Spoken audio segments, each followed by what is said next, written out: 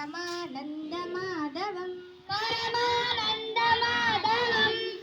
అక్క, ఇప్పుడు చెప్పిన శ్లోకానికి అర్థం చెప్పవా? చెప్తాను, శ్రద్ధగా వినండి. మీరెవ్వరూ అల్లరి చేయకూడదు, సరేనా?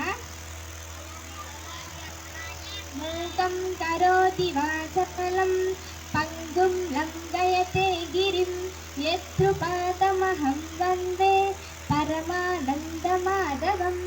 దీని అర్థం ఏమిటంటే, ఏ దేవుడి కృపచేత మూగవాడు సైతం గీతార్థాలను వివరించగలడో, అలాగే ఏ భగవంతుని కృపచేత కుంటివాడు సైతం మహాపర్వతాలను అధిరోహించగలడో ఆ సచ్చిదానంద స్వరూపుడైన మాధవునికి నేను నమస్కరిస్తున్నాను అని అర్థం. ఏమిటేమిటి? మళ్ళీ చెప్పు. దేవుడి కృప వలన మూగవాడి గీతార్థాలను చదువుతాడా? కుంటివాడు పర్వతాలను ఎక్కి దాటగలడా? అక్క, ఎక్కడున్నాడు అంత గొప్ప దేవుడు? అసలు దేవుడే కనుక ఉంటే మూగ కుంటి వాళ్ళు జన్మిస్తారా? సరే, ఇదంతా కాదు. దేవుడు ఉన్నాడని నిరూపిస్తావా? దేవుడు ఉన్నాడని నేను నిరూపించగలను, కానీ నా కోసం నువ్వు ఒకటి నిరూపించాలి. నిరూపించగలవా? ఏమిటది? ఈ ప్రపంచంలో ఒక్క టైలర్ కూడా లేడని నేను వాదిస్తున్నాను. ఉన్నాడని నువ్వు నిరూపించగలవా? ఆహా, విచిత్రంగా వస్తున్నాక. ఈ ప్రపంచంలో టైలర్ లేకపోవడం ఏంటి? సరే, ఒకవేళ టైలరే ఉండి ఉంటే నీ షర్టు బట్టలు ఇలా ఊడిపోయి ఉండేదా? భుజం దగ్గర అలా చింగిపోయి ఉండేది. ఆహా, అంత విచిత్రంగా వాదిస్తున్నాక. టైలర్ నిరంతరం మన వెంటపడి తిరుగుతాడా ఏంటి? మన షర్టు తీసుకెళ్ళి వాళ్ళకి హ్యాండ్ ఓవర్ చేస్తే కాల్ చేసి మనకి తిరిగిస్తారు. తండ్రి, భగవంతుడు కూడా అంతే. నీ మనోప్రాణాన్ని అర్పించి ధ్యానం చేయగలిగితే ఆ అంతర్యామి నీతో సంభాషిస్తాడు. నీకున్న సకల సందేహాలను తీర్చి వివేదిగా నిన్ను నడిపిస్తాడు. అవునా? ఇది సత్యమా అక్క?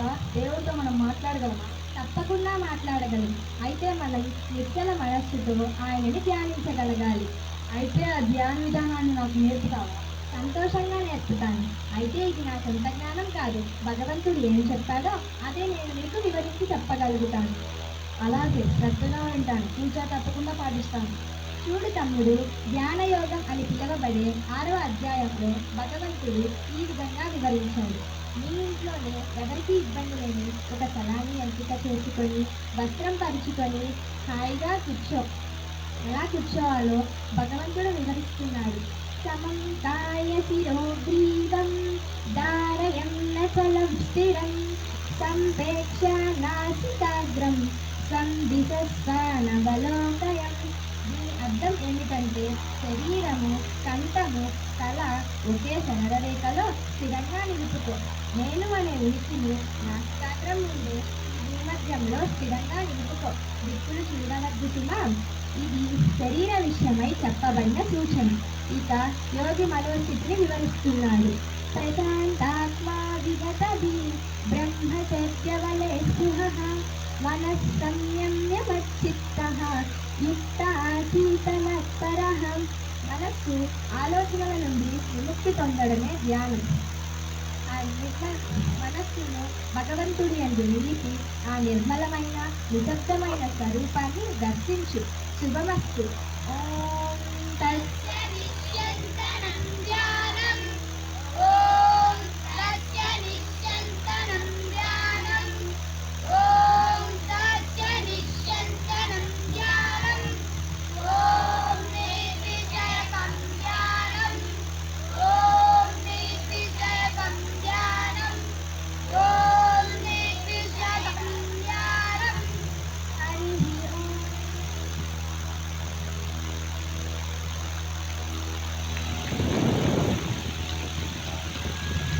స్వామి, ప్రభు, అది మధ్యాహ్నం ఇక్కడ.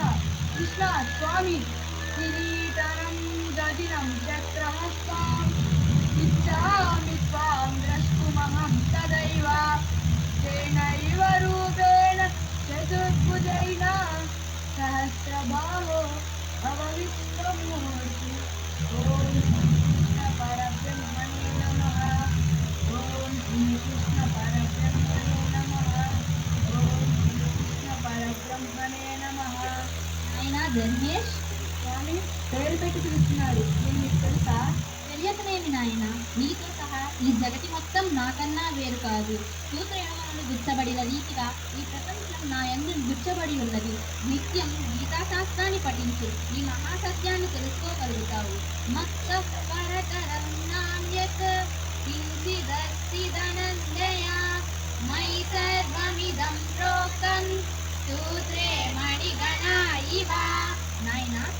కోరి నన్ను ధ్యానించావు? పరంధామా, మిమ్మల్ని చూడాలని కోరిక. మీ స్వయంజ్ఞానాన్ని నాకంతకంటే ఇంకేమీ లేదు. భక్త, నా దర్శనం వ్యర్థం కాకూడదు. నీ మనసుకు నచ్చింది ఏదైనా కోరుకో. స్వామి, నాకు గీతార్థాన్ని ప్రసాదించు. అదే నాకు 10,000. తదాస్తు, తప్పక లభిస్తుంది. నిత్యం నా గురించి చర్చించుకునేవారు విష్ణు భక్తులైన వారితో కలిసి మెలిసి ఉండు.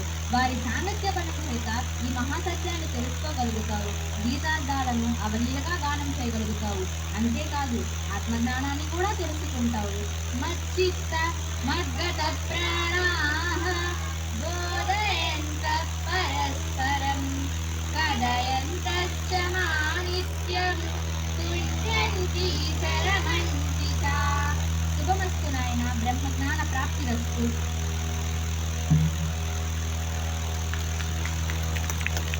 అక్క, అక్క, ఏంటి నాయన? అక్క, నాకు ధ్యానంలో దేవుడు కనిపించాడక్క. అవునా? ఎలా ఉన్నారు స్వామి?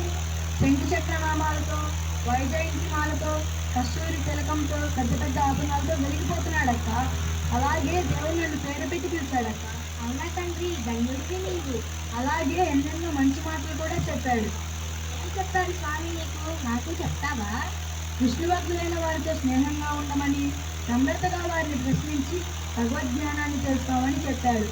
నాకు తెలిసిన ఏకైక విష్ణు భక్తురాలు నీవే. 8 ఏళ్ళగా ఒక సమాధానం దొరకని ఒక ప్రశ్న నన్ను వెంటాడుతుంది. దాన్ని వివరిస్తావా?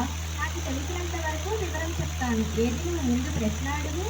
ఈ ప్రపంచంలో వ్యాధులు, మరణాలు, అవమానాలు, దుఃఖ ఇదంతా ఉంది కదా, దీనికి తప్పించుకునే మార్గమే లేదా? ఖచ్చితంగా ఉంది. మానవులు అనుభవించే భయము, అభద్రతలకు భగవద్గీతనే సమాధానం ఇస్తుంది. భగవద్గీత మూఢ విశ్వాసం కాదు, శాస్త్రబద్ధమైన దుఃఖ నివారణ. భగవంతుడు చెప్పే ప్రతి శ్లోకము విజయ రహస్యము, ప్రతి పదము, ప్రతి అక్షరము వేద సమానము. భగవద్జ్ఞానాన్ని పొందిన వారి పలుకులు పుష్యరాగాలు. వారి పలుకుల మాధుర్యాన్ని ఒక్కసారి ఆలోచించు. వారి పలుకులలో ఈశ్వర జ్ఞానం తలుపులాడుతుంది. జాహ్నవి, జీవితం అంటే ఏమిటి? మానవుడు ఎలా జీవించాలో చెప్పుతాయి. మానవుడికే కాదు, ప్రతి ప్రాణికి జీవితం దేవుడు ఇచ్చిన అపురూపమైన కానుక. జీవించాలి దశ. ఓ అలానా, చాలా చక్కగా చెప్తాం. అయితే మన జీవితంలోకి దర్జాతనం ఎలా వస్తుందో నువ్వు చెప్పగలవా సాయి? చెప్పగలను. విద్య, సంస్కారము, విచక్షణ, జ్ఞానము, తరము వంటివి ఉంటే వాటి ద్వారా దర్జాతనము వస్తుంది. చాలా పెద్ద లిస్టే చెప్పావే. అయితే అక్షర, నువ్వు చెప్పు. ధనము, ఆరోగ్యము, చదువు ఇవన్నీ మనకి ఎక్కడి నుండి వస్తాయి? ధనము, ఆరోగ్యము, చదువు మనిషికి ఉండే జ్ఞానంలో నుంచి వస్తాయి. మానవాళకి జ్ఞానము నాలెడ్జ్ ఇస్ పవర్. మరి మానవులందరినీ జ్ఞానవంతులని అనుకోవచ్చా? లేదు. ప్రతి వ్యక్తి జ్ఞానవంతుడు కాలేదు. శ్రద్ధ గలవారు జ్ఞానాన్ని పొందగలరు. శ్రద్ధ అంటే ఏమిటి? నేను చెప్పనా? శ్రద్ధ అంటే ఏమిటో నేను చెప్తాను. సరే, నువ్వే చెప్పు. శ్రద్ధ అంటే మన శరీరం ఎక్కడ ఉంటుందో మన మనసు కూడా అక్కడే ఉండడానికి శ్రద్ధ అని అంటారు. మనసు బతకగలిగినందుకు ఎక్కడ పడితే అక్కడ తిరుగుతూ ఉంటుంది. అటువంటి వారి శరీరం సోమర్శనంగా ఒక చోట పడి ఉంటుంది. దాన్ని అశ్రద్ధ అని అంటారు. అటువంటి వారు సాధించేది ఏమీ ఉండదు. వారికి శ్రద్ధ జీవితం. అమ్మో, ఎన్నెన్ని మాటలు చెప్తున్నారు. ఇవన్నీ గీతావాక్యాలైనా లేదా మీరు కల్పించి చెప్తున్నారా? శ్రద్ధ గురించి, సందేహముల గురించి, అశ్రద్ధ గురించి భగవంతుడు జ్ఞానయోగంలో ఏది మీరంతా కలిసి ఆ శ్లోకాలను ఏకకంఠంతో గానం చేయండి, విందాం.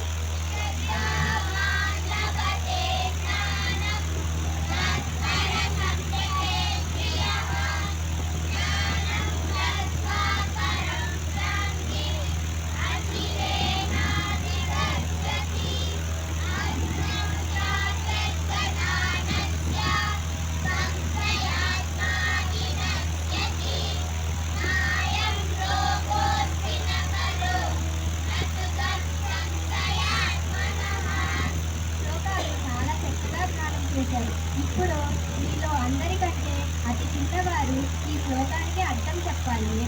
తల్లి, నువ్వు చెప్తాను. సాధారణంగా మనుషులు చేయవలసిన పనులను విడిచిపెట్టి ఏవేవో కాలం గడుపుతుంటారు. చేశారు. వారి జీవితం ఫలవంతం కాదు. శ్రద్ధ కలిగి జ్ఞానవంతులైన జీవితాన్ని గెలవాలని ఈ శ్లోకాలు చెప్తున్నాయి. అక్క, దీనికన్నా మళ్ళీ ఇంకా వివరంగా చెప్తుంది. శ్రద్ధ ద్వారా జ్ఞానం వస్తుందని, జ్ఞానమే మనిషి జీవితానికి కావాల్సిన నైపుణ్యాలన్నిటినీ నేర్పిస్తుందని భగవంతుడు వివరంగా చెప్తున్నాడు. నైపుణ్యం అంటున్నారు, అది ఏమిటో నువ్వు చెప్పగలవా యజ్ఞేష్? చెప్పగలను.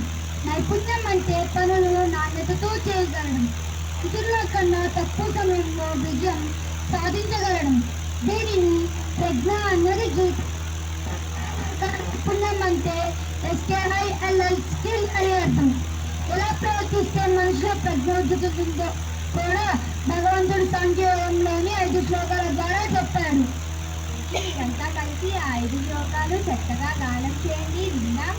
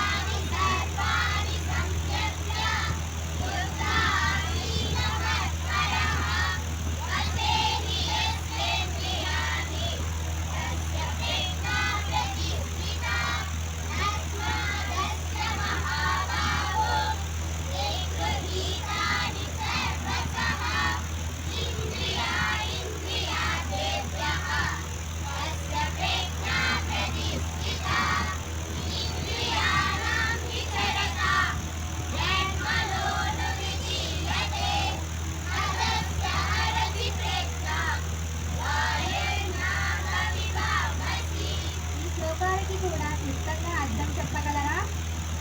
అవసరం లేని సమయంలో తాబేలు తన అంగాలను ఎలా అలవలికి తీసుకొని మౌనంగా ఉంటుందో, అదే విధంగా వ్యర్థమైన విషయాల నుండి ఇంద్రియమును నివారించి మనసు యొక్క అదుపులో ఎవరు ఉంచుకుంటారో వారి ప్రజ్ఞ స్థిరంగా ఉంటుంది అని 4 శ్లోకాలు చెప్తున్నాయి. చివరి శ్లోకం అర్థం ఏమిటి? ఇంద్రియార్థముల వెంట పరుగులేస్తున్న వారి ప్రజ్ఞ ఆనాటి కానాటికే హరించుకుపోతుంది అని చివరి శ్లోకం వివరిస్తుంది. ఇంద్రియములు అంటున్నాడు, అవి ఏమిటో నువ్వు చెప్పగలవా విశ్వక్? చెప్పగలను. కన్ను, ముక్కు, నాలుక, చర్మము, చెవి. మరి ఇంద్రియార్థములు అంటున్నారు, అవి ఏమిటి? రూప, రస, గంధ, స్పర్శ మరియు శబ్దము. శభాష్. పెద్దలందరికీ నమస్కరించండి. పెద్దలు, ధ్యాన యోగులు, విష్ణు భక్తులు అయిన మీ అందరికీ శతసహస్ర నమస్కారములు. పూజనీయులైన పెద్దలందరికీ ఇప్పుడు ఒక చిన్న విజ్ఞప్తి. స్నేహ చేస్తుంది. అయ్యలారా, అమ్మలారా, భగవంతునిచే చెప్పబడిన గీతా వాక్యాలను అందరి దృష్టికి తీసుకురావాలనే ఆ సత్సంకల్పంతోనే ఈ రూపకం ప్రదర్శించబడింది. అమ్మానాన్నలతో సమానులైన మీ అందరికీ మా మా విజ్ఞప్తిని ఆశీర్వదించమని వేడుకుంటున్నాము. మీరు ఆలకిస్తే భగవద్గీతలోని భక్తియోగం అనే చెప్పబడి 12వ అధ్యాయాన్ని కూడా చెప్పి ఈ కార్యక్రమాన్ని పరిపూర్ణం చేసుకుందాం.